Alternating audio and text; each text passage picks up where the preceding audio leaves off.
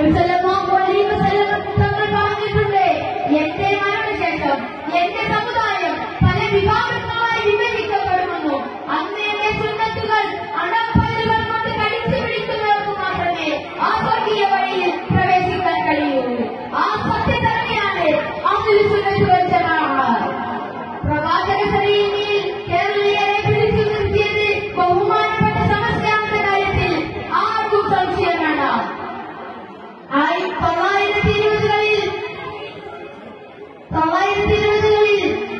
സ്വാതന്ത്ര്യ സമരത്തിന്റെ ഭാഗമായി അരക്ഷിതാവസ്ഥയിലായ മുസ്ലിം സമുദായത്തിനിടയിൽ പുതിയ വാർത്തകളുമായി രംഗത്ത് വന്ന പുത്തനാശയക്കാരെ തടയാനും അഹ്ലുൽ സുന്നത്ത് വൽ ജമാഅത്തിന്റെ യഥാർത്ഥ രൂപം ആളുകൾക്ക് മനസ്സിലാക്കി കൊടുക്കാനും വേണ്ടി 1926 സമസ്ത കേരള ജംഇയ്യത്തുൽ ഉലമ എന്ന മഹിതമായ പ്രസ്ഥാനം രൂപീകരിക്കുന്നത്.